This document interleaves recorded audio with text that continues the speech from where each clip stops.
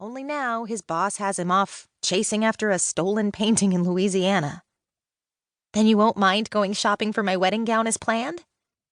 Are you kidding? I wouldn't miss it.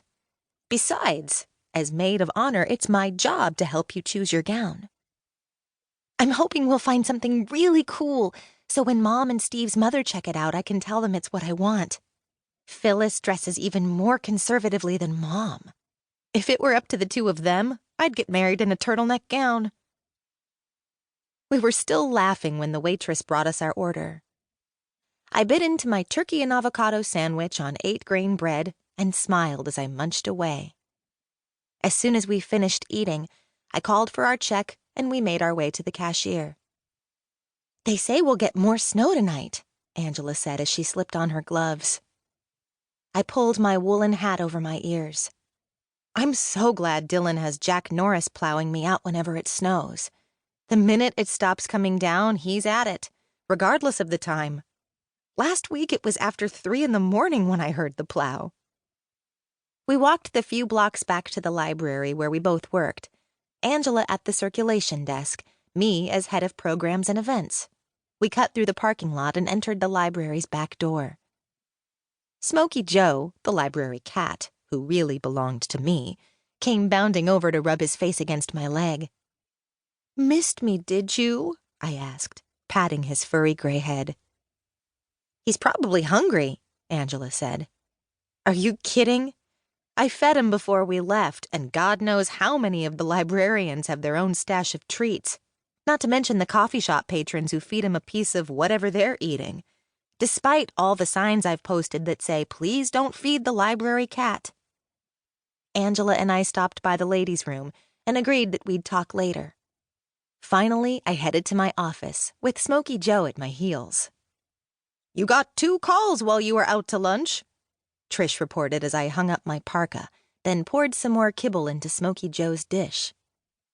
I glanced at the messages, both from people scheduled for programs in the next few weeks, and turned on my computer. There was an email from my great-aunt Harriet.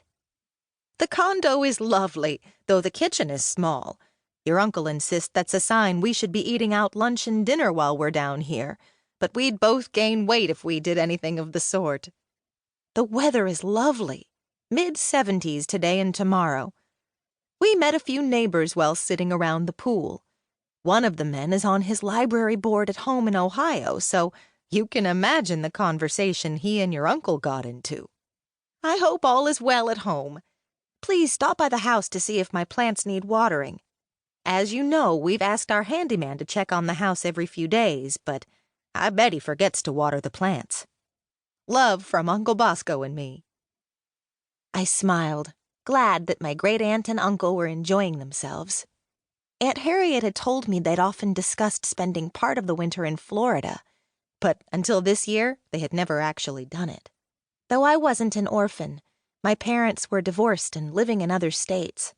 Harriet and Bosco had been my anchor here in Clover Ridge, Connecticut, since last May, when I'd shown up at their door and moved in with them for the next 5 months. "I almost forgot," Trish said, breaking into my thoughts. "Sally asked me to tell you to stop by when you have a free minute." "That doesn't sound urgent." Trish laughed. "You should know by now. An invitation to her inner sanctum usually means she wants you to do something." I must be blocking out all those times she's had me do something not specifically spelled out in my job description. I picked up the DVD on my desk. I'll start the movie, then find out what's on Sally's mind. I headed downstairs to our large meeting room, smiling and greeting whomever I passed on the way. Though I'd only been head of programs and events since mid-October, the room already held memories for me.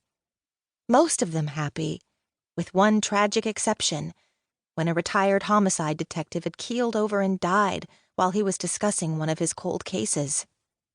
I loved my job, which entailed providing the Clover Ridge Library's patrons with worthwhile classes and entertainment. I was pleased to see that most of the seats were occupied. I slipped the DVD into the player and gave a brief talk about the film, which dealt with the Second World War. I turned out the lights, thinking ahead to the fall, when the work on our new section would